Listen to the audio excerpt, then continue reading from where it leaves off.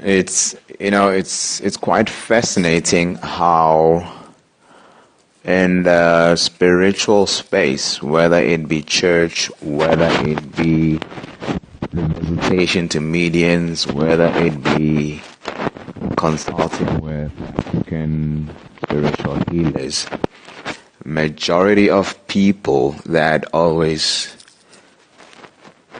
go for spiritual healing and genuine spiritual healing, whether it be to benefit their families, whether it be to get some guidance to strengthen their relationships or their marriages, it's always women. I was having this chat with a colleague of mine earlier during the day, and I found it quite interesting that in a lot of cases, not always the case, but in a lot of cases, it's always men, us as men, when we go for spiritual consultations, we're always looking for money, we're always looking for instant wealth. It may be necessitated by current situations in the house, current situations in life, or just like a status thing, but in many cases, us as men, we're always chasing for that instant wealth. And what I find quite troublesome, having listened on like a lot of interviews and watched a lot of shows where people spoke about when they went and they were given certain spiritual creatures or whatever the case may be to generate wealth. It's like money is energy. So if that energy is gonna flow in a quick way, the same way that it comes is the same way that it's gonna go. And there's nothing more genuine and nothing more everlasting, in my opinion, than something that you've really worked hard for. It's like building a house. A house, you start with a foundation, you put in the walls, you put in the doors, you put in the windows, then you put on the roof. Over the years, the roof may leak, a window may break, a storm may come and blow the wall over, but your foundation will still stand, provided that your foundation was solid. And on top of that foundation, you can always, build another wall. But if you're going to start on the inverse, which is virtually impossible, you cannot start building a house by starting with the roof. It's the same as with money. The quicker it comes in, the quicker it's going to go. But when it's something that, like starting a business, you start it from scratch, you work hard, you keep on pushing, and you make sure that your business has a solid foundation. That's what we call leading towards generational wealth, because the business is built on a solid foundation. So I found it very, very interesting that when we go for or we look for spiritual assistance, what many men look for versus what a lot of women look for sit on the opposite end. And you may even see that in many families, as they say, a family that stays together, prays together, stays together.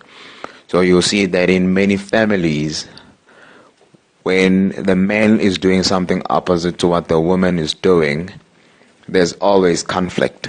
It's very important that irrespective of what drives your need to go do whatever it is that you want to do, you both need to be on the same page.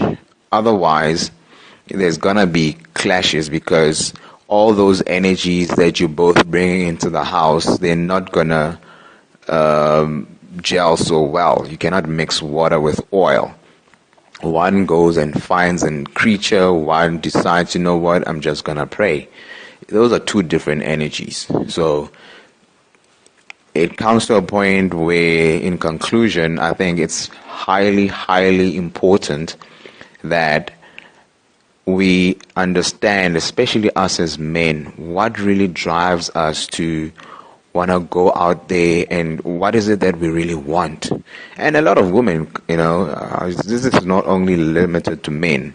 A lot of women also do similar things. They go out there and they get whatever it is that they want to get because they want instant wealth. Others decide, you know what, I'm rather going to go and get married to a rich guy or whatever the case may be.